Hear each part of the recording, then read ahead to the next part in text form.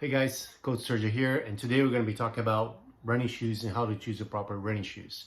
I decided to make this video because I get a lot of questions of athletes like, oh, should I buy this new Nike shoe, 4%, or should I buy this and that shoes? And I think it's very important to understand the basics so you know what you need to do when you're buying shoes. If you don't know exactly what kind of shoes you need to buy, I would recommend everyone to start buying neutral shoes. Don't try to buy the one with any extra stability or the overpronated or whatever the thing tried to sell you at the store. Just buy the neutral shoes and you can try to adjust after you do that. One of the things that's very important in terms of stability that's not being explained well to people is that it's all depends, in my experience, by the width of the midsole. If you see some of the shoes like this Skechers here, see how more narrow they are? If you compare, for example, this one with this other one, you see this is much wider. So having a wider midfoot makes the shoe way more stable. And that's something, number one, that's very important. Another thing that's very important when you buy any shoe is to know what your drop is. So what's the drop? If you look at the shoe, the drop is the difference between the heel and the forefoot, the front of your shoes, okay? So usually that vary between like 4 and 8 millimeters. And why this is important? Because that's gonna determine your biomechanics. So the higher the drop, the more elevated your heel is gonna be.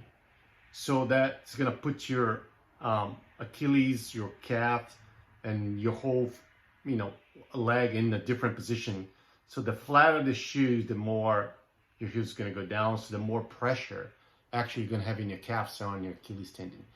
So this is important because I see a lot of people that have two different shoes, one for training that's really high on the heels, or any one for racing. I don't recommend that because in most cases they have a much different drop, between the training shoes and the racing shoes. So what I like to do is to get one of the shoes that's kind of in between. So I've raced a lot and trained with this Hoka.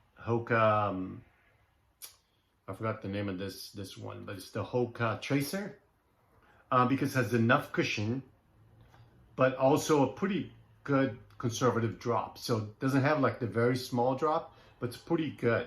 And so what I recommend is you buy a couple pair of shoes. So one you use to race on it, another one you use to train on it. Because then when you go from training to racing, your body's not going to feel any difference from one and the other. So you're not going to have any problem because I see people, I felt my calves mostly or my Achilles was sore when I was racing. So that's kind of one of the reasons for it. So make sure you choose wisely. It really doesn't matter. The brand, whatever works for you. And again, people talk about these Nike shoes and all these differences out there. But guys, we have to stop thinking and focusing on the 2% if we haven't done the 98. Okay, so that 2% is the same as you buy a $15,000 bike. It's not going to be making a difference between a $5,000 or $3,000 bike if you don't train. So the consistency in the hard training, that's kind of what's going to determine how fast you run or bike or swim. So just kind of let the 2% to the end, to the pros, and let's focus on the 98. Have a great week, and I'll talk to you guys soon.